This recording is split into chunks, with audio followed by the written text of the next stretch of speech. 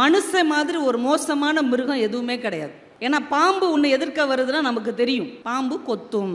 புலி எதுக்க வருதுன்னா நமக்கு தெரியும், இது நம்மளை கடிச்சு சாப்பிடும். ஒரு கரடி எதுக்க வந்ததுன்னா சப்புன்னு நம்மளை அடிக்கும். ஆனால் ஒரு மனிதன் எதிர்க்க வந்தால் அவன் என்ன செய்வான் என்பது யாருக்குமே தெரியாது. இறைவன் படைத்த விலங்குகளிலேயே மோசமான விலங்கு மனிதன் என்று அந்த கவிஞர் பதிவு செய்தான் என்றால், உங்க முன்னாடி நிக்கிற ஒரு மனிதனுடைய மனசில் என்ன இருக்கும், அவன் என்ன செய்வாங்கிறத யாருமே கண்டுபிடிக்கவே முடியாது. சிரிச்சுக்கிட்டே இருக்கும், அழகா இருக்கும், நல்லா ட்ரெஸ் பண்ணியிருக்கும், பக்கத்துல உட்கார்ந்துருக்கும், தோல்ல கை போட்டிருக்கும், பின்னாடி குழி தோண்டிக்கிட்டே இருக்கும். அசந்த நேரம் அப்படியே உள்ள தள்ளி குழியை மூடி அந்த இடத்துல அது வந்து உட்காந்துக்கும். இது நல்லது, இது கெட்டது அப்படின்னு நம்ம சொல்லுவோம்ல, அது உண்மையிலே என்ன தெரியுமா? நீங்க மனசாட்சியை தொட்டு சொல்லுங்க. நல்லதுங்கிறது என்ன தெரியுமா? உங்களுக்கு பிடிச்சது. கெட்டதுன்னு என்ன தெரியுமா? உங்களுக்கு பிடிக்காது. உங்களுக்கு ரொம்ப ஒருத்தரை பிடிச்சிருந்ததுன்னு வைங்க, அவர் நல்லவர். நாளைக்கே அவர் உங்களுக்கு பிடிக்கலன்னு வைங்க, அவன் கிடக்கான் லூசு பைய. நேத்து வரைக்கும் அவரை பிடிச்சிருந்தது, அதனால அவர் நல்லவர். இன்னைக்கு பிடிக்கல, அதனால கெட்டவர். மனிதன் நல்லது கெட்டதை, நன்மை தீமை வைத்து பார்ப்பதில்லை, தனக்கு பிடித்திருக்கிறதா பிடிக்கலையா என்பதை வைத்துத்தான் பார்க்கிறான். இதுவே மனிதனுடைய ஒரு சிறுமைதான். அதனாலதான் ஒரு அறிவியல் கண்காட்சியில 3 பெட்டியை சின்ன பிள்ளைங்க, பள்ளிக்கூட மாணவர்கள் தயார் செஞ்சு வச்சிருக்கிறாங்க. 3 பாக்ஸ் இருக்குது. அவங்களுடைய ஆங்கில ஆசிரியரை கூப்பிட்டு, ஐயா அந்த டப்பாவை எல்லாம் தரங்க அப்படின்னு இருக்காங்க. அந்த 3வது பெட்டியில இதற்கு உடம்பெல்லாம் விஷம் அப்படின்னு எழுதியிருக்கு. இப்படி ஒரு ஜீவனை நம்ம கேள்விப்பட்டதே இல்லையேன்னு திறந்திருக்கிறாரு. கண்ணாடி இருந்திருக்கு, இவர் முகமே அதுல தெரிஞ்சிருக்கு. ஒரு மனிதனுடைய புகைப்படம் ஒட்டி இருந்தா கூட யாரோ ஒரு மனிதன்ட்டு போயிடலாம். ஆனால் கண்ணாடி ஒட்டி இருந்தார்கள் இல்லையா அந்த மாணவர்கள், ரொம்ப தெள்ளத் தெளிவாக சொல்லிவிட்டார்கள், உடம்பெல்லாம் விஷம் கொண்ட உலகின் ஒரே உயிரினம் மனிதனை தவிர யாரும் கிடையாது. உலகத்திலே ஒரு நல்லவன் இருக்கிறான் என்றால் அது நாம தான் நம்ம நம்பிக்கிட்டு இருப்போம். ஆனா நம்ம வீட்டம்மாட்டையோ, நம்ம கணவர்கிட்டையோ, நம்ம பிள்ளைங்கிட்டையோ, நம்ம கிட்ட வேலை பார்க்குறவங்ககிட்டே கேட்டு பாருங்க, உலகத்திலே அயோக்கிய பையன் வந்தான் அப்படிம்பாங்க. உங்களுக்காகவே நான் சில விஷயங்களை பேசிட்டு நிறைவு செஞ்சிடறேன். ஏன்னா கடலூர் அப்படிங்கிறது ஒரு அருமையான சிறப்பான ஊர். பல வரலாற்று சம்பவங்களும் இலக்கியத்தில் இடம் பிடிக்கக்கூடிய ஒரு அருமையான ஊர் நம்முடைய கடலூர். மகாகவி பாரதி உங்கள் ஊர் கடலூர் சிறைச்சாலையில் 25 நாட்கள் இருந்திருக்கிறார். 25 நாட்கள் 1918 நவம்பர் 25 டிசம்பர் 14 வரைக்கும் மகாகவி பாரதியை ஓரிடத்தில் ஒரு கவிஞனை, எழுத்தாளனை, படைப்பாளியை யாராலும் அடக்கி வைக்க முடியாது. அவன் காற்றை போன்று எங்கேயும் சுற்றி கொண்டிருப்பவன். அப்படிப்பட்ட மகாகவி பாரதியவே ஒரே இடத்துல 25 நாள் அடைத்து வைத்த பெருமை இந்த கடலூர் மண்ணுக்குத்தான் உண்டு. ஒருவேளை அவருக்கு அந்த நேரத்தில் நிறைய மன எழுச்சிகள் உருவாக்கிறதுக்கு கூட இந்த கடலூர் மண் காரணமாக இருந்திருக்கலாம். இன்னொரு ரொம்ப ஆச்சரியமான ஒரு விஷயம் நான் படித்தேன்.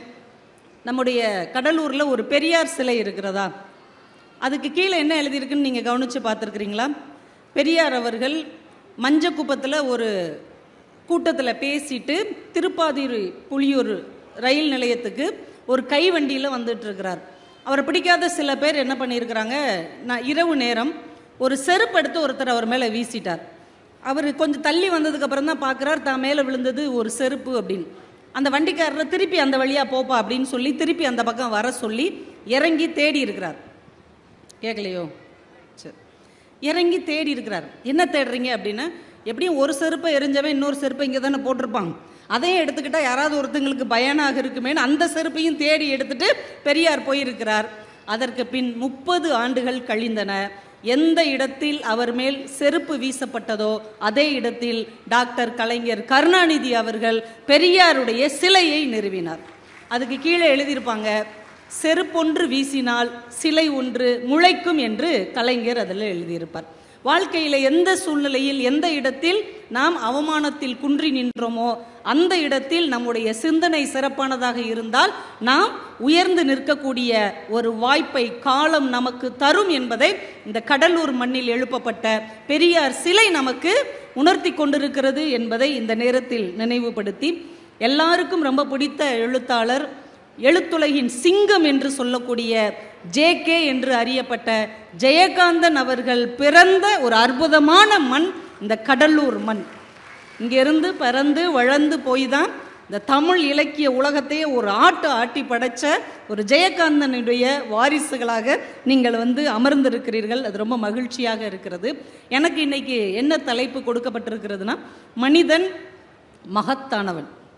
மகத்தான சம்பவங்கள் நிறைந்திருக்கிற கடலூரில்தான் இந்த தலைப்பை கொடுத்தால் பொருத்தமானதாக இருக்கும் என்பதால் மனிதன் மகத்தானவன் என்கின்ற தலைப்பை இந்த கடலூர் மண்ணுக்கு நான் கொடுத்திருக்கிறேன். டயோஜினிஸ் அப்படின்னு ஒரு கிரேக்க ஞானி இருந்திருக்கிறார். ஒரு நாள் மத்தியானம் பட்ட பகலில் கையில் ஒரு விளக்கை வச்சுக்கிட்டு எதையோ தேடிக்கிட்டே வந்திருக்கிறார். இனி மத்தியானம் பட்ட பகலில் விளக்கு ஏற்றி எதையோ இருந்தாலும் தேடிக்கிட்டு இருக்கிறாரே அப்படின்ட்டு, என்ன தேடுறீங்க அப்படின்னு கேட்டிருக்கிறாங்க. அவர் சொல்லி இருக்கிறார், நான் மனிதனை தேடுகிறேன் அப்படின்னு சொன்னாராம்.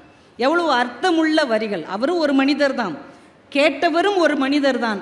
ஆனால் அவர் யாரை தேடிக்கொண்டிருக்கிறார் என்றால் மனிதனை தேடிக்கொண்டிருக்கிறார்.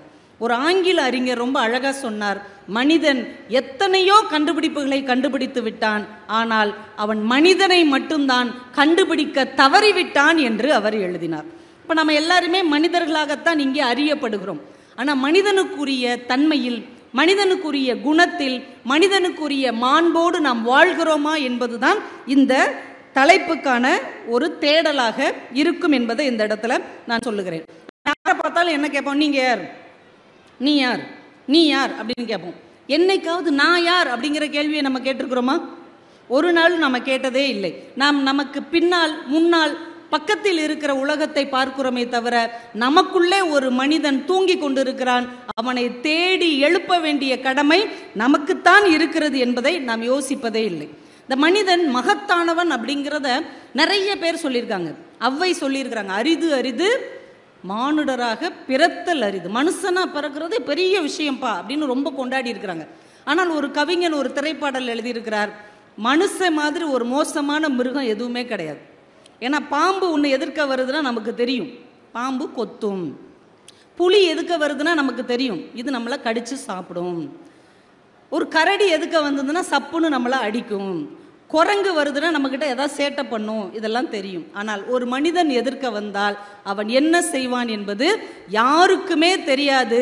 இறைவன் படைத்த விலங்குகளிலேயே மோசமான விலங்கு மனிதன் என்று அந்த கவிஞர் பதிவு செய்தான் என்றால், உங்க முன்னாடி நிற்கிற ஒரு மனிதனுடைய மனசில் என்ன இருக்கும், அவன் என்ன செய்வாங்கிறத யாருமே கண்டுபிடிக்கவே முடியாது.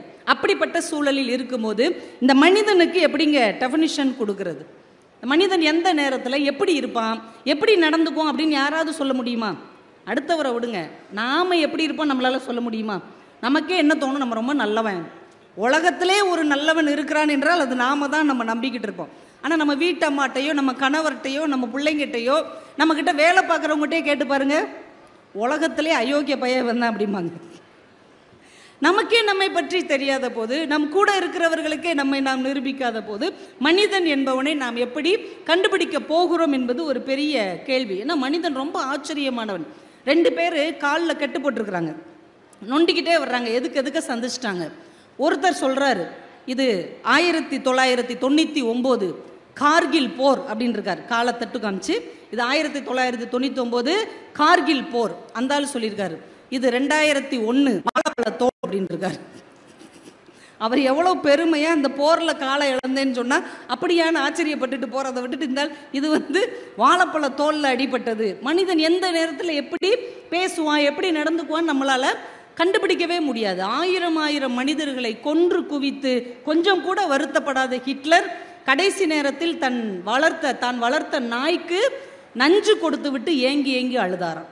எத்தனை ஜனங்களை கொண்டு குவிச்சிருக்கிறார். அந்த குற்ற உணர்ச்சியே அவர்கிட்ட கிடையவே கிடையாது. ஆனால் தான் வளர்த்த நாயை கொன்றுவிட்டு ஏங்கி ஏங்கி ஹிட்லர் அழுதார் என்பது வரலாற்றில் இருக்கிறது என்றால், மனிதன் எந்த இடத்தில் யாரிடத்தில் எப்படி நடந்து கொள்வான் என்பதை கண்டுபிடிக்கவே முடியாது என்பதுதான் மனிதனின் மிகப்பெரிய ஆச்சரியம்.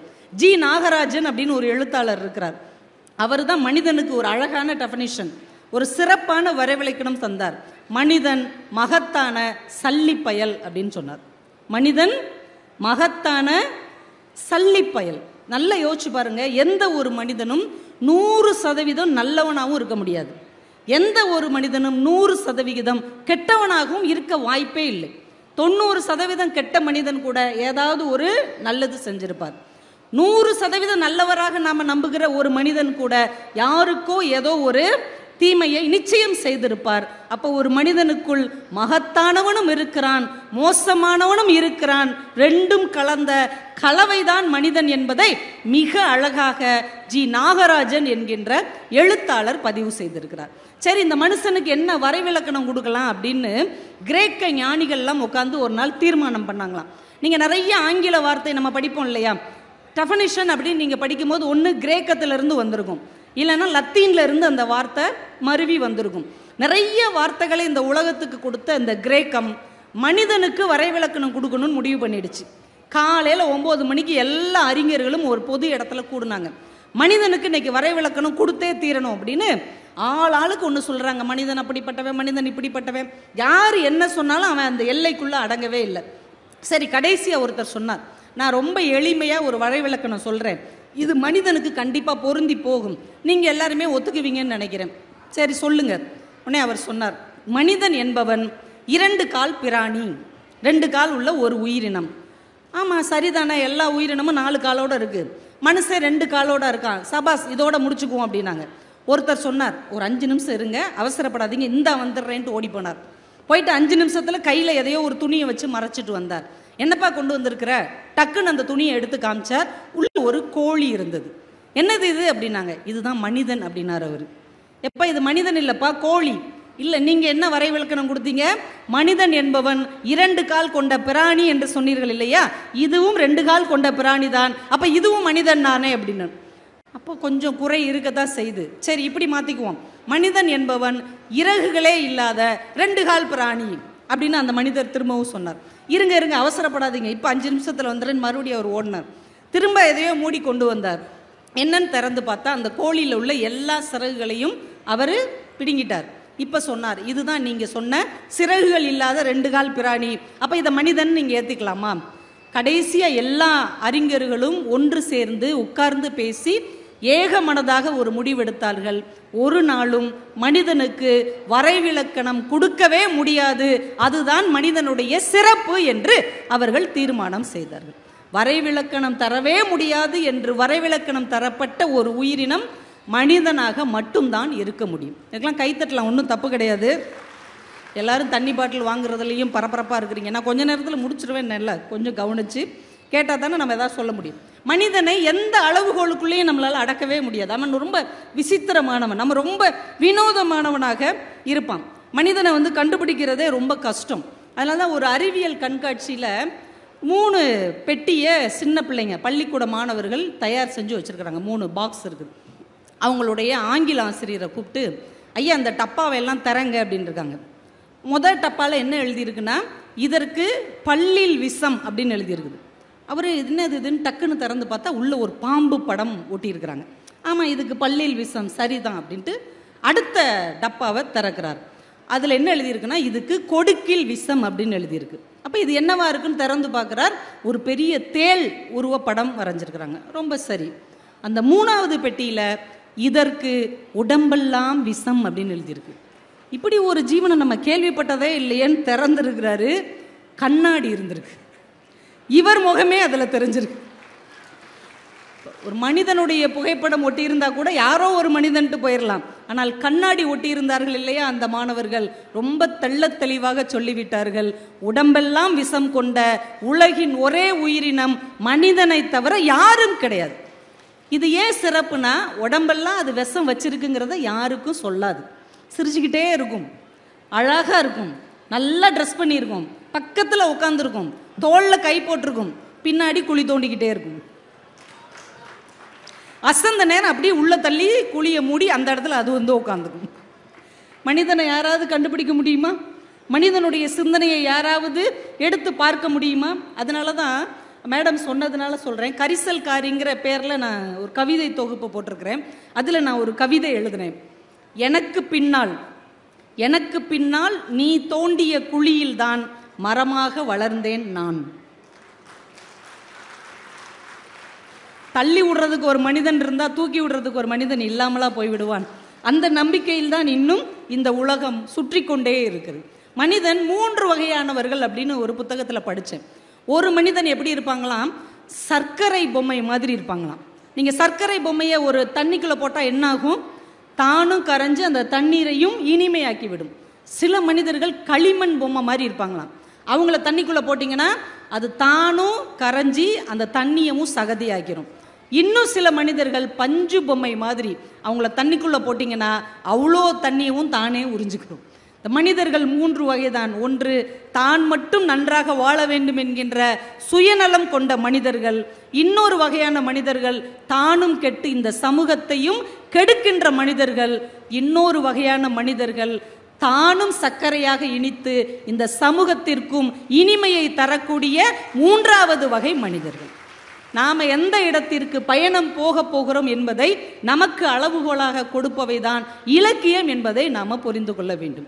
வாரியார் சுவாமிகள் தான் சொன்னார், நீங்கள் புராணங்களை, இதிகாசங்களை, காப்பியங்களை எல்லாம் அது கடவுள் தன்மையோடு மட்டும் பார்க்கக்கூடாது, அது மனிதனுக்கு என்ன சொல்ல வருகிறது என்பதை கவனித்து பார்க்க வேண்டும்னார். கம்பராமாயணத்தில் அவர் 3 கேரக்டர் எடுத்தார். 3 பேர். மனிதன் எப்படி இருக்கக்கூடாது, ஒரு மனிதன் எப்படி இருக்கலாம், ஆனால் ஒரு மனிதன் எப்படி இருந்தால் இந்த உலகம் அழகாக இருக்கும். இதுக்கு 3 பேர் கம்பராமாயணத்தில் வர்றாங்க. ஒன்று அரக்க குணம், ஒன்று மனித குணம், இன்னொன்று தேவ குணம் அப்படின்னு 3 பேர் எடுத்துக்கிட்டார். ஒரு அம்மா கைகேயி, இன்னொருத்தங்க கோசலை, இன்னொருத்தங்க சுமித்திரை. இந்த 3 பெண்களை வைத்து இந்த நூற்றாண்டிலும் மனிதன் எப்படி இருக்க வேண்டும், எப்படி இருக்கக்கூடாதுங்கிறதுக்கு ஒரு வரைவிலக்கணத்தை வாரியார் அவர்கள் கொடுத்தார்கள். கைகேயி என்ன பண்ணாங்க? தான் மகனுக்கு அரசாட்சி கொடுத்தாங்க. கொடுத்ததும் இல்லாமல் என்ன பண்ணாங்க? தனக்கு பிடிக்காத மகனை காட்டுக்கு அனுப்பிட்டாங்க. ஒரு மனிதன் இப்படிப்பட்டவன் தான், அரக்க குணம் படைத்தவன்.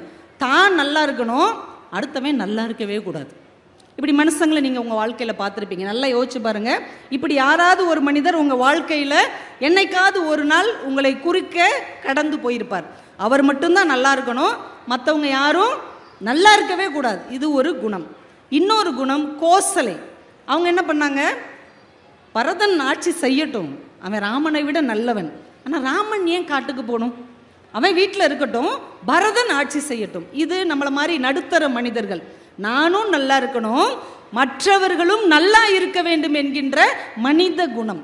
அதையும் தாண்டி ஒரு குணம் இருக்கிறது, சுமித்திரை. அவளுடைய பிள்ளைகளை யாரும் காட்டுக்கு போகணும்னு சொல்லலை, இலக்குவனையோ சத்துருக்கனையோ யாரும் காட்டுக்கு போகணும்னு சொல்லலை. ஆனால் இலக்குவன் அம்மா கிட்ட வந்து சொல்கிறான், ராமனோடு நான் காட்டுக்கு போவேன். சுமித்திரை என்ன சொல்கிறாங்க? உன் ஜோலியை பார்த்துக்கிட்டு இங்கே கம்முன்னு கடை, அவனைத்தானே போக சொல்லியிருக்காங்க, நீ இங்கே இரு அப்படின்னு சொல்லியிருக்கலாம்ல. அப்படி சொல்லாமல், போ, அண்ணனுக்கு ஏதாவது ஆபத்து வந்தால் அவனுக்கு முன்னாடி நீ போய் சேர்ந்து விட வேண்டும், தம்பியாக போகாதே, அடியவனாக போ என்று ஒரு தாய் அனுப்பி வைக்க முடியும் என்றால் அது தேவகுணம். என் பிள்ளை நல்லா இல்லாட்டாலும் பரவாயில்லை, மற்றவர்கள் நன்றாக வாழ வேண்டும் என்று நினைக்கிற ஒரு சில மனிதர்களால் தான் இந்த பூமி இன்னும் பூ பூத்து கொண்டிருக்கிறது என்பதை நாம் மறந்துவிடக்கூடாது என்பதைத்தான் நம்முடைய புராணங்களும் இலக்கியங்களும் கவிதைகளும் கட்டுரைகளும் திரும்ப திரும்ப நமக்கு சொல்லிக் கொடுத்து கொண்டே இருக்கிறது. மனிதன் எப்படிப்பட்டவன் அப்படிங்கிறதுக்கு ஒரு வாழ்க்கையில் நடந்த ஒரு சின்ன காட்சி. திருவற்றியூர்ல ஒரு பாலத்தில் ஒரு சாமியார் உட்கார்ந்துருக்கிறார். அந்த பாலத்து வழியா யாரு போனாலும் சரி, இந்த நாய் போகுது, இந்த நரி போகுது, இந்த குரங்கு போகுது, திரும்ப போகுது, இப்படின்னே சொல்லிட்டே இருந்திருக்கிறார். பக்கத்தில் இருந்த சின்ன பசங்க சொல்லியிருக்காங்க, ஏன் சாமி, அவங்களாம் மனுஷங்க தானே, நீங்க பாட்டுக்கு நாய் போகுது நரி போகுதுன்னு சொல்றீங்க. டே, அவன் பார்க்கறதுக்கு தான்டா மனுஷன், புத்தி பூரா நரி, யாரை எப்போ கவுத்து ஜெயிக்கலான்னு நினைக்கிறான். அவன் பாரு மனுஷன் மாதிரி இருப்பான், ஆனால் குரங்கு இங்கேருந்து அங்கத்தவும் அங்கேருந்து இங்கத்தவும் ஒரு நிலையில இருக்காது அப்படின்னு ஒவ்வொரு மனுஷனுக்கு சொல்லிக்கிட்டே இருக்கிறார். திடீர்னு பார்த்தா தூரத்தில் ஒரு வெள்ளை துணி போர்த்திய ஒரு உருவம் நடந்து வருகிறது. இந்த சாமியார் எழுந்து நின்று சொன்னார், எனக்கு தெரிந்து ஒரே ஒரு மனிதன் இப்போதுதான் வந்து கொண்டிருக்கிறான், அதோ ஒரு மனிதன் என்று சொன்னார். அங்கே வந்து கொண்டிருந்தவர் வேற யாரும் இல்லை, உங்கள் மண்ணில் தன்னுடைய அணையா விளக்கை ஏற்றி வைத்து பசிக்கும் வயிறுக்கெல்லாம் இன்றைக்கும் உணவு கொடுத்து கொண்டிருக்கிற வள்ளல் பெருமான் நடந்து வந்து கொண்டிருந்தார். அவர்லாம் இந்த மண்ணில் பிறந்திருக்கிறாருன்னா நம்ம எவ்வளோ புண்ணியம் செஞ்சிருக்கணும். நம்ம எங்கேயோ ஏதோ ஒரு நாட்டில் வாழ்ந்தவர்களுடைய கருணையை, பரிவை, அன்பை அவ்வளோ சிலாகித்து பேசுகிறோம். ஆனால் நம்ம வள்ளலார் சுவாமிகள் அவர் 2 துணி தான் கட்டியிருப்பார், பார்த்துருக்கிறீங்களா? ஒரு வெள்ளை ஆடையை இடுப்பில் கட்டியிருப்பார், இன்னொன்று வெள்ளை துணியை இழுத்து போர்த்தி இருப்பார். கூட இருந்த சீடர்கள் கேட்டிருக்காங்க, ஏன் இதை வெட்டி தச்சு ஒரு சட்டை போட்டுக்கலாம்ல, அவர் சொல்லியிருக்கிறார், அந்த துணியை வெட்டினால் துணிக்கு வலிக்கும் இல்லையா, அதனால் அதை அப்படியே போர்த்தி கொள்ளுகிறேன்னார். என்னைக்காவது துணிக்கு வலிக்கும் நம்ம யோசித்து பார்த்துருக்குறோமா? யோசித்து பார்த்தா ஆரி ஒர்க்குக்கு 15,000 கொடுப்போமா மேடம்? புடவை 800 ரூபா, ப்ளவுஸு 5000 ரூபா. இந்த கொடுமை எங்கேயாவது நடக்குமா? ஏன் அப்படின்னா அதில் ஆரி ஒர்க் வச்சுருக்குறாங்களா. ஆனால் துணியை வெட்டினால் அந்த துணிக்கு வலிக்கும் என்று ஒரு ஜீவன் இந்த மண்ணில் நினைத்திருக்கிறது என்றால் நாம் எப்பேற்பட்ட புண்ணிய பூமியில் பிறந்திருக்கிறோம். கையை கட்டிக்கிட்டே நடப்பார். ஏங்க இப்படி கை கட்டி நடக்கிறீங்க? நல்ல கையை வீசி நடங்களேன், உடம்புக்கு நல்லது தானே. கை வீசி நடந்தால் காற்றுக்கு வலிக்குமே என்று அஞ்சி கைகளை கட்டி கொண்டு நடந்தேன். காற்றுக்கு வலிக்கும்னு யாராவது நினைச்சாது பார்த்துருப்பாங்களா? எப்பேற்பட்ட மனிதன், எப்பேற்பட்ட மகான் நம்முடைய பூமியில் அவதரித்திருக்கிறார் நினைத்தால் ஆச்சரியமாக இருக்கிறது. அவர் நல்ல ஒரு சொற்பொழிவாளர். ஒரு மேடையில் பேசி கொண்டிருக்கிறார் வள்ளலார். அவர் பேச்சை கேட்கணுங்கிறதுக்காக பக்கத்து ஊர்ல இருந்து ஒரு பெரிய ஜமீன்தார் தன்னுடைய மாடை விரட்டிக்கிட்டு கொண்டு வர்றார். அந்த நேரம் முடிகிறதுக்குள்ளே வரணும் அப்படின்னு மாடை அப்படியே அடித்து, சாட்டையால் அடித்து விரட்டி வேகமாக அந்த மேடைக்கு முன்னாடி வந்துட்டார். வந்தால் அந்த மாடு அப்படியே நுர தள்ளி அப்படியே மூச்சு வாங்க நிற்குது. இந்த ஜமீன்தார் இறங்கி, நல்ல வேலை சொற்பொழிவு தொடங்குறதுக்கு முன்னாடி வந்துட்டேன்னு நிற்கிறார். இந்த காட்சியை பார்த்தோன்னே வள்ளல் பெருமான் இறங்கி ஓடுறார். எல்லாருமே ஜமீன்தாரை பார்க்கறதுக்கு தான் ஓடுறாருன்னு நினைக்கிறாங்க. வேகமாக ஓடி மூச்சு வாங்க கண்ணீரோடு அந்த நுரை தள்ளி நிற்கிற அந்த மாட்டை கட்டி பிடித்து கொண்டு, எனக்காகத்தானே நீ இவ்வளவு துயரத்தை இன்றைக்கு சுமந்தாய், என்னை மன்னித்து விடு என்று அழுத ஒரு மனிதன் இந்த மண்ணில் வாழ்ந்தான் என்றால் அவருடைய பெயர் வள்ளல் பெருமான். இப்படிப்பட்ட மனிதர்களின் வாழ்க்கையெல்லாம் எப்படி நமக்கு தெரிந்தது? அவரே சொல்லுவாரா, நான் இப்படிலாம் வாழ்ந்தேன், நீங்கள் இப்படி வாழுங்கன்னு? அப்போ அது ஒரு இலக்கியமாக, அது ஒரு புத்தகமாக, அது ஒரு கட்டுரையாக நமக்கு கிடைத்ததால் தானே இப்படியும் ஒரு மனிதன் வாழ்ந்திருக்கிறார், நாமும் அதுபோல வாழ முயற்சியாவது செய்ய வேண்டும் என்கின்ற எண்ணம் நமக்குள் வந்திருக்கிறது என்றால் வள்ளலார் போன்ற மிகச்சிறந்த மனிதர்களுடைய வாழ்க்கை வரலாறு நமக்கு புத்தகமாக இதே புத்தக கண்காட்சியில் கிடக்கிறது. நீங்கள் எத்தனை பேர் புக்கு வாங்கினீங்க? இன்னைக்கு 4வது திருவிழா. எத்தனை பேர் புக்கு வாங்கியிருக்கிறீங்க? உண்மையிலே புத்தகம் வாங்கினவங்களுக்கு ஒரு பெரிய கைத்தட்டல் கொடுங்க. நீங்கள் எவ்வளோ சொத்து வாங்கியிருக்கீங்கன்னு எனக்கு தெரியாது, நீங்கள் எவ்வளோ தங்க நகை வாங்கியிருக்கீங்கன்னு எனக்கு தெரியாது, எத்தனை வீடு வாசல் வாங்கியிருக்கீங்கன்னு எனக்கு தெரியாது. ஆனால் இன்றைக்கு நீங்கள் கையில் வாங்கியிருக்கிற புத்தகம் மட்டும்தான் என்றைக்கும் அழியாத சொத்து என்பதை நீங்கள் மறந்துவிடக்கூடாது. ஏன்னா இந்த வீடு ஒரு நாள் கை மாறி போகலாம், இந்த நிலம் ஒரு நாள் காணாமல் போகலாம். ஆனால் காலத்தை கடந்து காலத்தின் தோள்களில் அமர்ந்து கொண்டு காலத்தையே வெல்லக்கூடிய ஒரு ஆயுதம் இருக்கிறது என்றால் அது புத்தகத்தை தவிர வேற எதுவுமே கிடையாது. அதனால் நீங்கள் இன்றைக்கு புத்தகத்தை கையில் வாங்கி இருக்கிறீர்கள் என்றால் காலத்தை உங்கள் கைகளில் வாங்கி இருக்கிறீர்கள் என்று அர்த்தம். அதனால புத்தகம் வாங்காதவர்கள் கண்டிப்பா அங்கே உள்ள போய் ஒரு ரவுண்டு அப்படியே உங்களுக்கு பிடித்த புத்தகத்தை நீங்களே தேர்வு செய்யுங்க. நம்ம வாழ்க்கையைத்தான் நம்ம பிடிச்ச மாதிரி தேர்வு செய்ய முடியல, புத்தகத்தையாவது நமக்கு பிடிச்ச மாதிரி தேர்வு செஞ்சுக்கலாம் இல்லையா?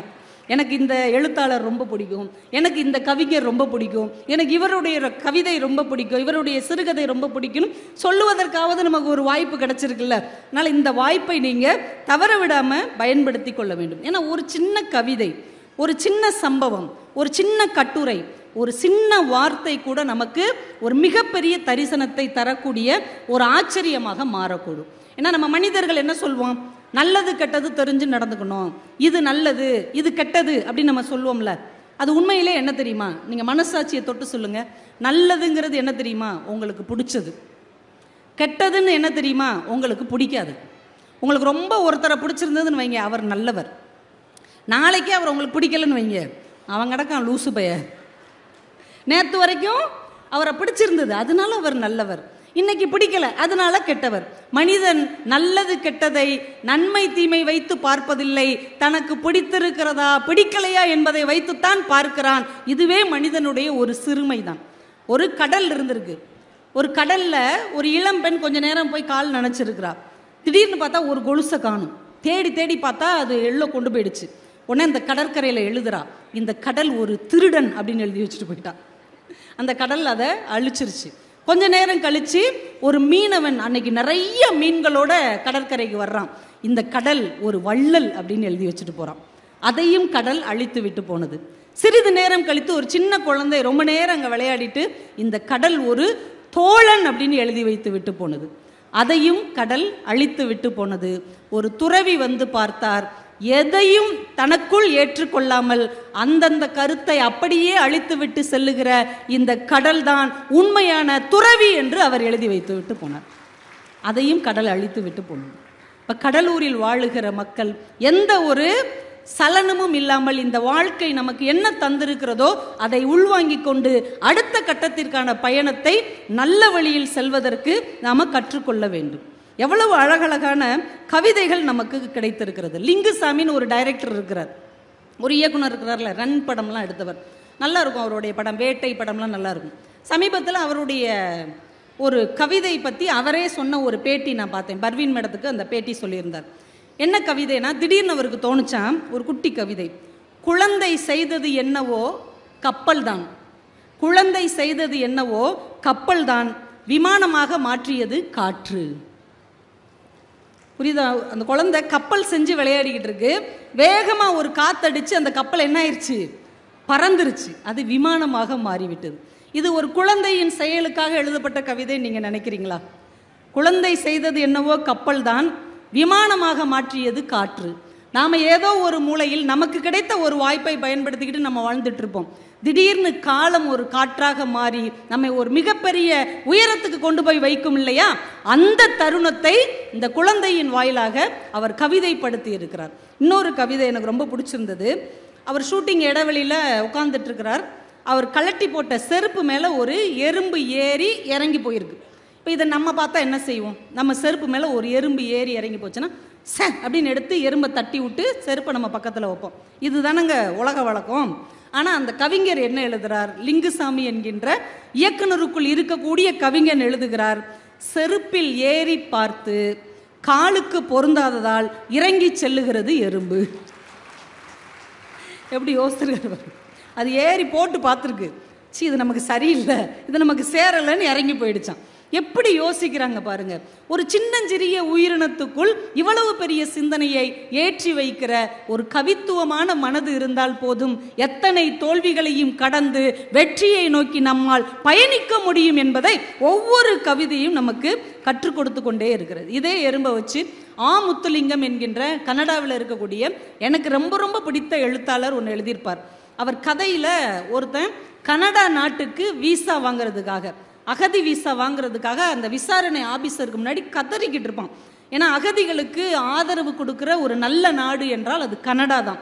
இன்னைக்கு நம்முடைய தமிழர்கள் அதிக அளவில் சுதந்திரமாக கௌரவத்தோடு வாழுகிறார்கள் என்றால் அது கனடா தேசத்தில் தான். நிறைய இலங்கை தமிழர்களுக்கு வாழ்க்கை கொடுத்த ஊர்னா அது கனடா தான். அங்கே ஒரு இடத்துல 3 லட்சம் தமிழர்கள் இருக்கிறார்கள். அவங்க அந்த கனடா பிரதமர்கிட்ட இந்த இடத்துக்கு வன்னி வீதின்னு நாங்கள் பேர் வச்சுக்கலாமான்னு கேட்டிருக்கிறாங்க. தாராளமாக வச்சுக்கோங்க அப்படின்ட்டாங்க. ஈழத்தில் தாங்கள் இழந்த அந்த ஊரை கனடாவில் கைப்பற்றி வன்னி வீதி என்று நம் தமிழர்கள் அங்கே வாழ்ந்து கொண்டிருக்கிறார்கள் என்றால் அப்படி ஒரு வாய்ப்பை அந்த நாடு தந்திருக்கிறது. அந்த நாட்டில் விசாரணை அதிகாரி முன்னாடி ஒரு அகதி உட்கார்ந்துருக்கிறான். அந்த அதிகாரிக்கு முன்னாடி ஒரு பெரிய மேஜர், அந்த மேஜையில் உலக வரைபடம் கண்ணாடிக்குள்ளே இருக்குது. இவன் இந்த பக்கம் உட்காந்துருக்கான், அதிகாரி அந்த பக்கம் உட்காந்துருக்கிறார். இவன் ஒவ்வொரு காரணமாக சொல்கிறான், என்னை எப்படியாவது நீங்கள் இங்கே சேர்த்துக்கணும், கன்னடாவில் சேர்த்துக்கிடணும் அப்படின்னு தான் பக்கம் இருக்கிற நியாயங்களை சொல்லிக்கொண்டே இருக்கிறான். அவர் சில கண்டிஷன் சொல்லிக்கிட்டே இருக்கிறார். இந்த வாக்குவாதம் நடந்து கொண்டே இருக்கிறது. அப்போது அந்த உலக வரைபடத்தில் இலங்கையிலிருந்து ஒரு எறும்பு நடந்து நடந்து நடந்து கனடாவை தாண்டி சென்று கொண்டு இருக்கிறது. அதுக்கு வீசா தேவையில்லை, யாருக்கும் பதில் சொல்லணும்னு அவசியமும் இல்லை. தான் எந்த இடத்தில் வாழ விரும்புகிறதோ அந்த இடத்தில் தனக்கான வாழ்க்கையை ஒரு எறும்பு கூட தேடிக்கொள்ள முடிகிறது. ஆனால் மனிதனான நம்மால் தேடிக்கொள்ளவே முடியவில்லை என்றால் நம்மை விட எறும்பு பெருசு தானே. எறும்பு எந்த ஆஃபீஸருக்காவது கை கட்டி பதில் சொல்லணுமா? 5 மணின்னா 5 மணிக்கு வரணும்னா வரணுமா? அது தேவையே இல்லை. ஆனால் நம்ம என்ன சொல்லுவோம், எறும்புன்னு மிதிச்சுட்டு போகிறோம். ஆனால் அது எவ்வளோ கௌரவமான ஒரு வாழ்க்கையை வாழ்ந்து கொண்டு இருக்கிறது. ஒரு ஜென் கவிதை ஒன்று உண்டு. ஜப்பானில் ஒரு தூங்கும் எரிமலை ஒன்று உண்டு. அந்த நாட்டு இளைஞர்களுக்கெல்லாம் ஒரு கனவு என்ன அப்படின்னா, அந்த எரிமலைக்கு மேலே ஏறி நின்று நான் ஜெயிச்சிட்டேன் அப்படின்னு சொல்கிறது. நம்ம ஊரில் எவரெஸ்ட்டில் ஏறுற மாதிரி அதில் ஏறிட்டா அது பெரிய சாதனை, அது பெரிய கௌரவம்.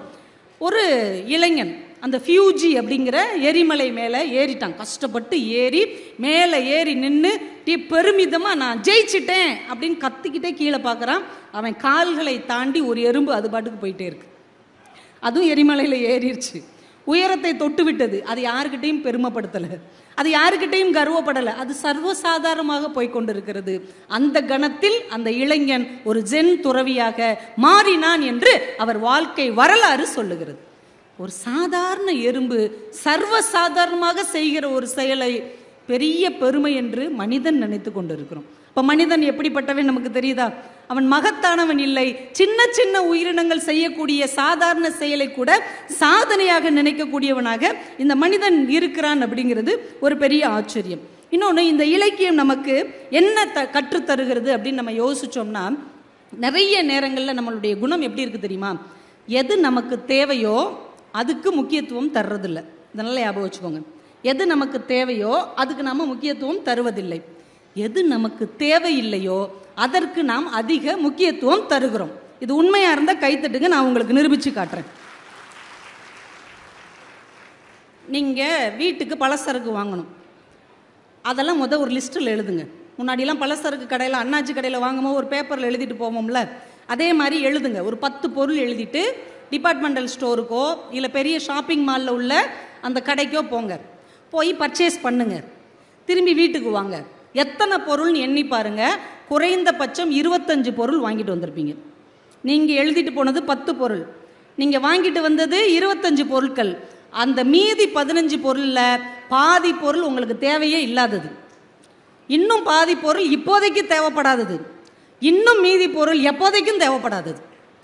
ஆனால் அதுதான் விலை கூடுனதாக இருக்கும். நீங்கள் நல்லா யோசிச்சு பாருங்கள், ஆண்கள் கவனித்து பாருங்கள். உள்ளே நுழைஞ்ச உடனே 3 டப்பா 100 ரூபாயாங்க, 2 எடுத்துக்கிறோம். ஏற்கனவே 10 டப்பா சும்மா தானே இருக்குது, இருக்கட்டும், எதுக்கும் தேவைப்படும், டக்குன்னு அதை எடுத்து வைப்போம். 2 கிலோ ஷாம்பு வாங்கினா, 2 லிட்டர் ஷாம்பு வாங்கினா 2 லிட்டர் ஷாம்பு ஃப்ரீயா, அதையும் எடுத்துக்குவோம். ஏமா ஏற்கனவே வீட்டில் 1/2 லிட்டர் ஷாம்பு இருக்குல்லம்மா, எனக்கு ஷாம்பு தேவையே இல்லை, நீ மாதத்துக்கு 2 தடவை தான் தலைக்கே குளிக்கிறார், இது எதுக்கு, இருக்கட்டும், ஒரு லாபம் தானே, அதையும் வாங்கிக்கிடுவாங்க. உன்னை கணவர் பார்ப்பார், இவ ஒன்று வாங்கும்போது நம்ம சும்மா இருக்கணுமா, இந்த கிவி பழம் 2 பாக்கெட் எடுத்து போடு, ஏன் வீட்டில் தான் திராட்சை பழம் இருக்குல்ல, அதுவும் இருக்கட்டும், இதுவும் இருக்கட்டும். வீட்டுக்கு வந்து பார்த்தீங்கன்னா தேவைப்படுகிற 10 பொருளுக்கு ஆன செலவை விட தேவைப்படாத 15 பொருளுக்கு நீங்கள் செலவு செய்தது தான் அதிகமாக இருக்கும். இப்போ தெரியுதா, நமக்கு எது தேவையோ அதுக்கு முக்கியத்துவம் கொடுப்பதில்லை, எது தேவையில்லையோ அதற்கு முக்கியத்துவம் கொடுக்குறேன். இன்னும் எளிதாக சொல்கிறேன், உங்கள் எல்லார் கையிலையும் ஒரு மொபைல் ஃபோன் இருக்குல்ல, இந்த மொபைல் ஃபோனில் நீங்கள் காலையில் வீட்டில் உள்ள ஆண் உட்காந்துருக்கீங்கன்னு வைங்க, வீட்டம்மா சொல்கிறாங்க, ஏங்க இந்த கிரைண்டர்கிட்ட லைட்டாக ஷாக் அடிக்கிற மாதிரி இருக்குது, எர்த்தடிக்கிற மாதிரி இருக்குது, அந்த எலக்ட்ரிஷியனுக்கு ஒரு ஃபோன் போடுங்க. உடனே நீங்கள் ஃபோனை எடுக்கிறீங்க, எடுத்த உடனே வாட்ஸ்அப்பில் ஏதோ நோட்டிஃபிகேஷன் வந்திருக்கு, என்னன்னு உள்ளே பார்க்குறீங்க, தமிழனாக இருந்தால் ஷேர் பண்ணு, ஐயோ நான் தமிழன் தான் நீங்கள் ஒரு 10 பேருக்கு ஷேர் பண்ணுறீங்க.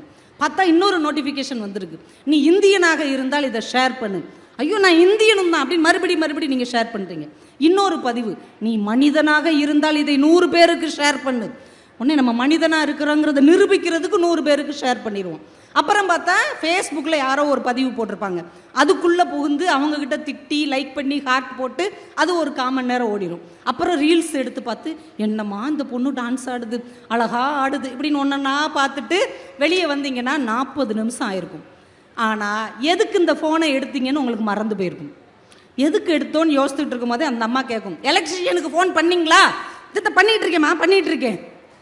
தேவையே இல்லாமல் 40 நிமிடம் உங்களுடைய வாழ்க்கையில் வீணாக போயிருக்கும். இப்போ உங்களுக்கு ஞாபகம் இருக்கா, எது தேவையோ அதுக்கு முக்கியத்துவம் கொடுக்கறதில்ல, எது தேவையில்லையோ அதற்கு நாம் முக்கியத்துவம் கொடுத்து கொண்டிருக்கிறோம்.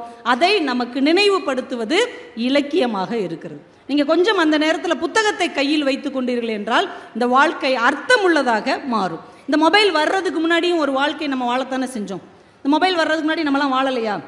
பூமியை தோண்டி உள்ளே உட்காந்துக்கிட்டோமா? வாழ்ந்தோம்ல. இந்த வாழ்க்கை எப்படி இருந்துச்சு யோசிச்சு பாருங்க. யார்கிட்டையும் எதுவும் பேசணும்னா ஒரு கடிதம் எழுதணும். ஞாபகம் இருக்கா? வீட்டில் பழைய ட்ரங்கு பட்டி எடுத்து பாருங்க, 70s 80s 90s கிட்ஸ் வரைக்கும் எல்லார் வீட்லேயும் ஒரு 10 கடிதம் கிடக்கும். நீங்கள் உங்கள் நண்பனுக்கு, உங்கள் பெரியம்மாவுக்கு, உங்கள் மாமாவுக்கு, உங்கள் அம்மா அப்பா உங்களுக்கு எழுதின கடிதமெல்லாம் செல்லரிச்சு போயிருக்கும் இல்லையா? அதை எடுத்து பாருங்க, உங்களுடைய அழகான கையெழுத்து அதில் முத்து முத்தாக இருக்கும். அதை படிக்கும் போதே அந்த காலத்தில் வாழ்ந்த பசுமையான நினைவுகள் மீண்டும் ஒரு முறை உங்கள் மனசில் அப்படியே வசந்தமாக மலரும்.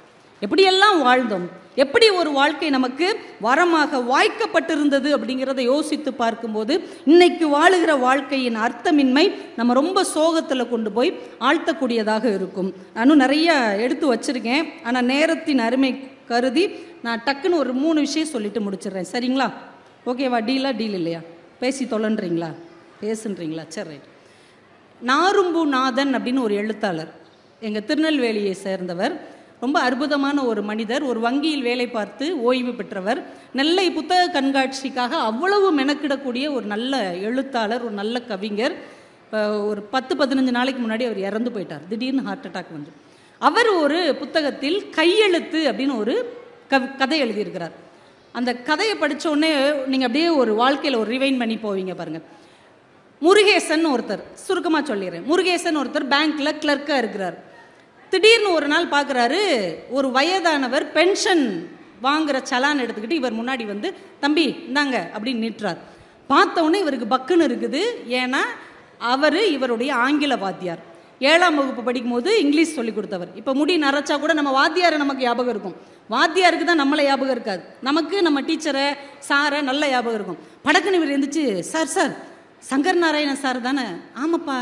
நீங்கள் யார்? சார் நான் தான் சார் முருகேசன், உங்ககிட்ட 7ஆம் கிளாஸ் படித்தேன். அப்படியாப்பா, பேங்க்கில் வேலை பார்க்குறியா? சந்தோஷம்ப்பா. டீலாம் கொடுத்து பேசிக்கிட்டு இருப்பார். என்ன சார், ரிட்டையர்ட் ஆகிட்டேன்ப்பா, அதான் பென்ஷன் வாங்க வந்தேன். சரி சார் நான் கொடுத்துட்றேன்ட்டு ஒவ்வொரு மாதமும் அவர் வரும்போது இவர் டக்குன்னு அவருக்கு கிளியர் பண்ணி கொடுப்பார். இப்படியே ஒரு 10 வருடம் போகிறது. சார் எழுதி கொடுக்குறாரு, இவர் அந்த சலானை மூவ் பண்ணுறாரு. சைன் மிஸ் மேட்ச் அப்படின்னு திரும்பி வருது.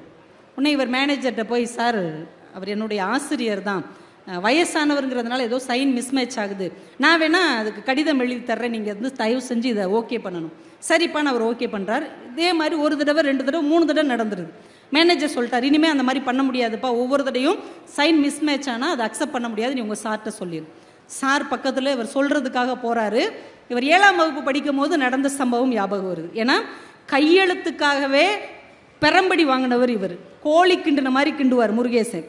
அந்த வாத்தியார் முட்டியிலே அடிச்சிருக்கிறார். டே இப்படிலாம் எழுதுனா எவன்டா உனக்கு மார்க் போடுவான், ஹேண்ட் ரைட்டிங் அழகாக இருந்தால் தான்டா தலையெழுத்து அழகாக இருக்கும், பாரு சார் எப்படி எழுதுறேன்னு போர்டில் அவர் எழுதி போட்டார்னு அந்த சேர்த்தெழுத்து அப்படியே ஜீனி முட்டாயை அப்படியே வளைச்சி விட்டா எப்படி இருக்கும், அது மாதிரி கண்ணில் ஒத்திக்கிற மாதிரி இருக்கும். அப்படி ஒரு எழுத்துக்கு சொந்தக்கார ஆசிரியர்கிட்ட கோழி கிண்டுன மாதிரி கிண்டுன முருகேசன் உங்கள் கையெழுத்து சரியில்லைன்னு எப்படி சொல்கிறது? தயங்கி சார் நீங்கள் ஏடிஎம்லேயே எடுத்துக்கலாமே சார், இல்லைன்னா உங்கள் பையன்கிட்ட கூட சொல்லி ஏடிஎம்மில் எடுக்க சொல்லலாம். இல்லைப்பா, எனக்கு வர்ற பணத்தை நான் தானே வந்து வாங்கணும். சார் சொல்லுப்பா, என்ன சைன் கொஞ்சம் என்ன சைன் அந்த எண்ணு சரியாக வரல. எண்ணு சரியாக வரலையா? எனக்கு சரியாக வரலையா? இல்லை நீங்கள் கையெழுத்தில் சரியாக வரல. திரும்ப ஒரு பேப்பர் எடுத்து போட்டு பார்க்காரு, அந்த எண்ணு வரவே மாட்டேங்குது. இப்போ மேனேஜரும் இவரும் கலந்து பேசி அவரை கூப்பிட்டு, சார் தப்பாக நினச்சிக்காதீங்க, நீங்கள் பேசாமல் கை நாட்டு வச்சிட்றீங்களா? கை நாட்டு வச்சுட்டா பிரச்சனை இல்லை. இப்போ நான் இங்கிலீஷ் வாத்தியாருப்பா, அப்போயுமே நான் பிஏபிடி படித்து அசிஸ்டன்ட் ஹெட்மாஸ்டராக இருந்து ரிட்டையர்ட் ஆனவன்ப்பா, என்னையை போய் கை நாட்டு வைக்க சொல்கிறேன். இல்லை சார் அது ஒன்றும் தப்பு இல்லை சார், உங்களுக்கு கை நடுங்குதில்ல.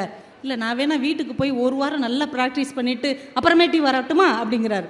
இவங்களுக்கு என்ன சொல்லனே தெரியல. இப்போ ஆசிரியரோட மகன் வர்றான், என்ன பிரச்சனை? இல்லை சார் கை நாட்டு வச்சா பிரச்சனை தீர்ந்துடும். எப்பா கை நாட்டு வச்சு தொலைப்பா, உன் கூட பெரிய ரோதனையாக போச்சு, என்னைக்கோ ஒரு நாள் நீ வாத்தியாராக இருந்தால் அதை சொல்லி காமிச்சிட்டே இருப்பியா, கை நாட்டு வச்சுட்டு வா அப்படின்னு கோமா சொல்லிட்டு வாசலுக்கு போயிடுறான். அவருக்கு மறுத்தே பேச முடியலை. இவர் எடுத்து அந்த ஸ்டாம்பை கொடுக்குறாரு. இவர் கையை அப்படி உருட்டி அதில் கை நாட்டு வைக்கிறார். அந்த ஆசிரியருடைய கண்ணீர் துளியும் அதில் சேர்ந்தே விழுந்தது. இந்த கதையை படிக்கும்போது எவ்வளவு பெரிய மனிதர்களை, ஒரு காலத்தில் கம்பீரமாக வாழ்ந்தவர்களை, அவங்க நடந்து வந்தாலே ஊரே எந்திரிச்சு நின்று வணங்கிய தோரணைக்கு சொந்தக்காரர்களை காலம் எவ்வளவு மூளையில் கொண்டு போய் தள்ளி விடுகிறது. சொந்த பிள்ளைகள், அவருக்கு முன்னால் பணிந்து நின்றவர்கள், அவரை பார்த்தால் எழுந்து நின்று வணக்கம் சொன்னவர்கள் கூட பெருசு கொஞ்சம் ஓரமாக இரு அப்படின்னு சொல்லுகிற அளவுக்கு காலம் அவர்களை கொண்டு போய் தள்ளிவிட்டது இல்லையா? இந்த வேதனையை நாம் எப்படி உணர்ந்து கொள்ள முடியும் என்றால், இது மாதிரியான ஒரு கவிதை, ஒரு சிறுகதை, ஒரு கட்டுரை இனிமே நாமாவது இது மாதிரி யாரையும் செய்துவிடக்கூடாது என்கின்ற ஒரு சிந்தனையை நமக்கு தரும் என்பதால் கட்டுரை, சிறுகதை வாழ்க்கையில் ரொம்ப முக்கியமான ஒன்று. இன்னும் ஒரே ஒரு விஷயம் சொல்லி முடிக்கிறேன்னு சொன்னேன் இல்லையா? ஒன்று தான். அப்பா மகள், அவங்க சொன்னாங்களா அப்பா அப்பான்னு சொன்னதுனால சொல்கிறேன். ஒரு வருஷத்துக்கு எத்தனை நாள்? 365 நாள். எங்க 365 நாள்? பூமியில் தான் ஒரு வருஷத்துக்கு 365 நாள். ஆனால் சனி கிரகத்தில் ஒரு வருஷத்துக்கு எத்தனை நாட்கள் தெரியுமா? 10,759 நாட்கள். வியாழன் கிரகத்தில் 4,333 நாட்கள். ஏன்னா அது 10 மணி நேரத்தில் சூரியனை சுற்றிட்டு வந்துடும். சூரியனை சுற்றிட்டு வர்றதான ஒரு நாள். அப்போ அந்த ஒரு நாளை வச்சு தானே கணக்கு பார்ப்பாங்க. வியாழன் கிரகத்தில் 4,333 நாட்கள் ஒரு வருடம். செவ்வாய் கிரகத்தில் 687 நாட்கள் ஒரு வருடம். வெள்ளி கிரகத்தில் 225 நாட்கள் ஒரு வருடம். புதன் கிரகத்தில் 88 நாட்கள் ஒரு வருடம். இதை ஒரு தகப்பன் தன் மகளுக்காக எழுதுகிறார். மகளே, பூமியில் ஒரு வருடம் 365 நாட்கள், சனியில் இவ்வளவு, வியாழனில் இவ்வளவுன்னு வரிசையா சொல்லிட்டு, ஆனால் என் அருமை மகளே, நீ என்றாவது விடுப்பு எடுத்துவிட்டு என்னோடு வருகிற அந்த 3 நாட்கள் தான் உன் தகப்பனுக்கு ஒரு வருடம். எங்கேயோ வாழ்ந்துகிட்டு இருக்கிற மகள் எப்பயாவது அப்பாவை பார்க்கறதுக்காக 2 நாள் 3 நாள் லீவ் எடுத்துட்டு வர்றாங்க இல்லையா, அதுதான் ஒரு தகப்பனுக்கு ஒரு வருடமாக இருக்கும் என்பதை முத்துலிங்கம் அவர்கள் தன்னுடைய ஒரு கட்டுரையில் பதிவு செய்திருப்பார். இப்போ நம்ம வீட்டில் பிள்ளைகள் எல்லாம் நிறைய திரைப்படத்தில் இன்னும் 10 நிமிடம் பேசலாமா? அதிசயமாக இருக்குது. இன்னும் 10 நிமிடம் பேச சொல்கிறாங்க. அதுக்கே ஒரு கைத்தட்டல் கொடுத்துடலாம். இன்னைக்கு நிறைய தொலைக்காட்சியிலலாம் நீங்கள் பார்த்தீங்க அப்படின்னா, நம்ம வீட்டு பொம்பளை பிள்ளைங்கள்ட்ட உனக்கு எப்படி மாப்பிள்ளை வேணும் அப்படின்னு கேட்டால் என்ன சொல்கிறாங்க?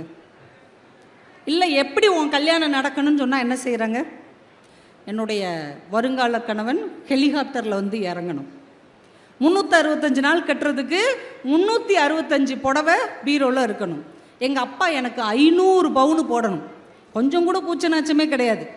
500 பவுனு கூலி வேலை செய்கிற ஒரு அப்பா எப்படி போடுவார்? அந்த வருத்தமே கிடையாது. எங்கள் அப்பா 500 பவுன் எனக்கு போடணும். பெரிய பங்களா வீடு வேணும். மிகப்பெரிய கார் வச்சிருக்கிற கணவன் தான் எனக்கு வேணும். அதுவும் இந்தியாவே எனக்கு தேவையில்லை, அமெரிக்காவிலே இருக்கக்கூடிய மாப்பிள்ளை தான் வேணும். இன்னைக்கு நம்ம ஒவ்வொரு பிள்ளைங்களும் காணுகிற கனவை பார்த்தா நம்மளுக்கே பயமாக இருக்குது. ஏன்னா அவங்களுக்கு வந்து கவர்மெண்ட் ஆஸ்பத்திரி பிடிக்காது, கவர்மெண்ட் பஸ்ஸில் போகிறது பிடிக்காது, கவர்மெண்ட் ஸ்கூலில் படிக்கிறது பிடிக்காது. ஆனால் கவர்மெண்ட் வேலை பார்க்குற மாப்பிள்ளைனா ரொம்ப பிடிக்கும். எப்படி இருக்காங்க பாருங்க. அப்படி இல்லைன்னா அமெரிக்காவில் வேலை பார்க்கணும், இல்லை லண்டனில் இருந்து வேலை பார்க்கணும், இல்லைன்னா பெருநகரம். நம்ம கடலூரில் வேண்டாம், பெங்களூர் மாதிரியான பெருநகரம். நம்ம என்ன சேட்டை செஞ்சாலும் ஊருக்கே தெரியாத அளவுக்கான ஒரு அற்புதமான இடம். இப்படி தான் இன்னைக்கு நம்ம வீட்டு பிள்ளைகள் எல்லாம் கனவும் கற்பனையுமாக யதார்த்தத்தை விட்டு வெகு தூரம் தள்ளி வாழ்ந்து கொண்டிருக்கிறார்கள். ஆனால் சந்தால் அப்படின்னு ஒரு பழங்குடி மக்கள் வாழுகிற ஒரு பகுதி, அங்கே ஒரு பெண் நிர்மலா புதுல் அப்படின்னு அந்த பழங்குடி இனத்தை சேர்ந்த ஒரு பெண் அவங்க அப்பாவுக்கு ஒரு கவிதை எழுதுறான். எப்படிப்பட்ட இடத்துல மாப்பிள்ளை பார்க்கணும் அப்படின்னு. அந்த கவிதையை அம்பை இருக்கிறாங்களா, எழுத்தாளர் அம்பை, அதை தமிழில் மொழிபெயர்த்திருக்கிறாங்க. வற்றும் ஏரியில் பெண்கள் அப்படின்னு ஒரு தலைப்பில் அதை தமிழ் படுத்தி இருக்கிறாங்க. இந்த கவிதையை சொல்லி நான் நிறைவு செஞ்சிடறேன். அந்த மகள் அப்பா கிட்ட சொல்கிறா, எப்படிப்பட்ட வரன் வேண்டும், எப்படிப்பட்ட ஊரில் கல்யாணம் பண்ணி கொடுக்கணும் அப்படின்னு கேட்குறா. அப்பா, அவள் ஒரு ஏழை பெண், பழங்குடி இனத்தை சேர்ந்தவங்க தானே, அவங்க எப்படி இருப்பாங்க? அவங்க அப்பா ஆடு மேய்க்கிறவர். இந்த பொண்ணு கேட்குறா அவங்க அப்பா கிட்ட, அப்பா, உன் ஆடுகளை விற்றுத்தான் நீ என்னை பார்க்க வர முடியும் என்கின்ற தூரத்தில் என்னை கட்டி வைக்காதே. நீ வாட்டுக்கு அமெரிக்காவில் கட்டி வச்சுட்டா அவங்க அப்பா எப்படி வருவார்? நீ உன் ஆடுகளை விற்றுத்தான் என்னை பார்க்க வர முடியும் என்கின்ற தூரத்தில் என்னை கட்டி வைக்காதே. காடுகள், ஆறுகள், மலைகள் இல்லாத ஊரில் என் திருமணத்தை தயவு செய்து செய்து வைக்காதே. அரபு நாடுகள் மாதிரி ஏதாவது பாலைவனத்தில் கொண்டு போய் என்னை தள்ளி விட்டுறாத. எண்ணங்களை விட வேகமாக கார்கள் பறக்கும் இடத்தில், உயர்ந்த கட்டடங்களும் பெரிய கடைகளும் உள்ள இடத்தில் தயவு செய்து வேண்டவே வேண்டாம். பெருநகரமே வேண்டாம். பறந்து பறந்து போகிற காரு, கட்டடம், ஷாப்பிங் மால், இந்த இடத்துல எனக்கு கல்யாணம் வேண்டாம். கோழி கூவி பொழுது புலராத, முற்றம் இல்லாத வீட்டில், கொல்லைப்புறத்திலிருந்து சூரியன் மறைவதை பார்க்க முடியாத வீட்டில் தயவு செய்து எனக்கு மாப்பிள்ளை பார்க்காதே. எப்படி ஒரு இயற்கை சூழலோடு அந்த குழந்தை வாழணும்னு ஆசைப்படுது பாருங்க. ஒரு கோழி கூவுற வீடு இருக்கணும், முற்றத்திலிருந்து பார்த்தா சூரியன் மறைகிறது தெரியணும், அக்கம்பக்கத்தில் மனிதர்கள் இருக்கணும், முற்றம் இருக்கணும், அப்படி ஒரு வீடு வேணும். எனக்கு திருமணம் செய்ய வேண்டும் என்றால், அப்போ எந்த இடத்துல தாம்மா உனக்கு திருமணம் செய்யணும்? அந்த பொண்ணு பதில் சொல்றா, நீ எனக்கு திருமணம் செய்ய வேண்டும் என்றால் நீ காலையில் வந்து சாயந்தர நேரத்தில் நடந்தே திரும்பக்கூடிய இடத்தில் திருமணம் செய்து வை. நீ காலையில் வந்துட்டேன்னா சாயந்தரம் நடந்தே வீட்டுக்கு போயிடணும். அப்படி பக்கத்தில் எனக்கு திருமணம் செய்து வை. கடைசியாக சொல்கிற அந்த மகள், இங்கே நான் ஆற்றங்கரையில் அழுதால், இங்கே நான் ஆற்றங்கரையில் அழுதால் அக்கரையில் உன் காதில் பட்டு உடனே நீ ஓடி வர வேண்டிய தூரத்தில் எனக்கு திருமணம் செய்து வை.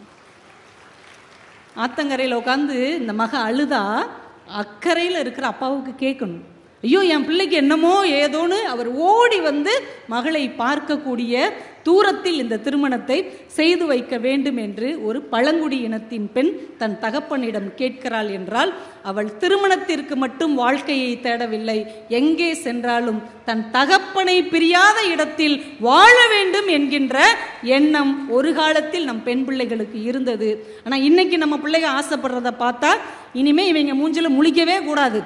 24 வருஷம் இவங்க கிட்ட வாழ்ந்ததே போதும், எக்கேடாவது இவங்க கிடட்டும், நம்ம எங்கேயாவது போயிடுவோம் அப்படிங்கிற மாதிரி இருக்கிறாங்களோன்னு ஒரு பதட்டம் இருக்கிறது. ஏனென்றால் இன்னைக்கு நாங்கள் நிறைய வெளிநாடுகளுக்கு செல்லுகிறோம். அவங்க நிறைய சம்பாதிக்கிறாங்க, பெரிய வீடு கட்டியிருக்கிறாங்க, பெரிய கார் வச்சிருக்கிறாங்க, நிறைய பணம் இருக்கிறது, நிறைய நண்பர்கள் இருக்கிறார்கள். ஆனால் அழுதால் ஓடி வந்து கண்ணீர் துடைக்கக்கூடிய, சிரித்தால் பக்கத்தில் நின்று மகிழக்கூடிய, ஒரு துயரம் என்றால் தோளில் சாய்த்து அழக்கூடிய தூரத்தில், சொந்த பந்தமே இல்லாத தூர தேசத்தில் நம் வீட்டு பிள்ளைகள் வாழ ஆசைப்படுகிறார்கள் அல்லது வாழ்ந்து கொண்டிருக்கிறார்கள்.